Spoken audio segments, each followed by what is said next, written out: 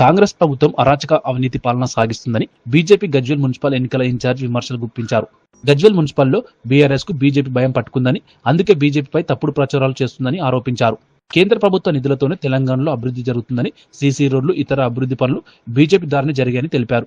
దమ్ముంటే హరీష్ రావు గజ్వేల్ అంబేద్కర్ చౌరస్తాకు వచ్చి బీజేపీ చేసిన అభివృద్ధిని చూడాలని సవాల్ విసిరారు. ఈ సందర్భంగా మాజీ మున్సిపల్ చైర్మన్ గాడిపల్లి భాస్కర్ మాట్లాడుతూ గజ్వేల్ అభివృద్ధిని అడ్డుకున్నది హరీష్ రావే అని ఆరోపించారు.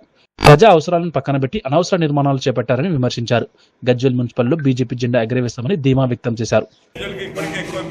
డెవలప్మెంట్ అనేది నేను ఏది కూడా శాంక్షన్ చేయని అని గడసానికి ఈ రోజు గజ్వేల్లో ఇంచుమించుగా 200 డబ్బాలను నేను తీపించిన.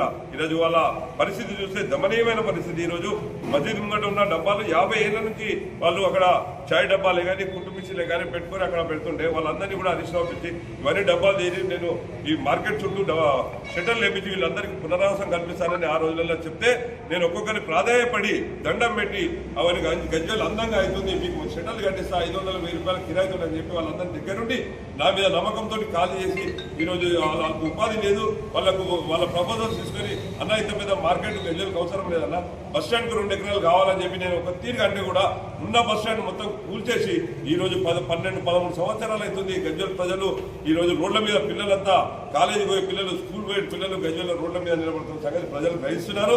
మీరు తగిన బుద్ధి చెప్తారు. ఎందుకంటే ఈరోజు టీఆర్ఎస్ ప్రభుత్వం లేదు, స్టేట్లో సెంట్రల్లో కూడా మీ ప్రభుత్వం లేదు.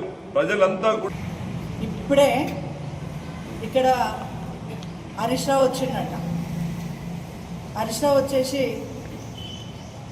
అసలు ఎంత మంచి ముచ్చట్లు చెప్తున్నారట అంటే, మీరు ఎన్ని చెప్పినా గజ్వేల్ ప్రజలు డిసైడ్ అయినారు.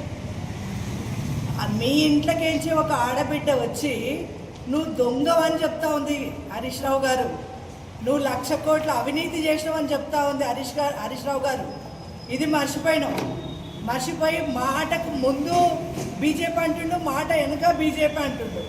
అంటే బీజేపీ అంటే పెన్నులో వణుకు పుట్టింది అనడానికి ఇవాళ మాట్లాడిన ప్రతి మాట ముందు వెనుక బీజేపీ అని జపం చేస్తున్నాడు. అంటేనే ఇక్కడ మున్సిపల్లో బీజేపీ చైర్మన్ జెండా ఎగరేస్తున్నాం అనేది వాళ్ళకున్న ఇన్ఫర్మేషన్. కాబట్టి భయానికి ఆయన ముందు వెనుక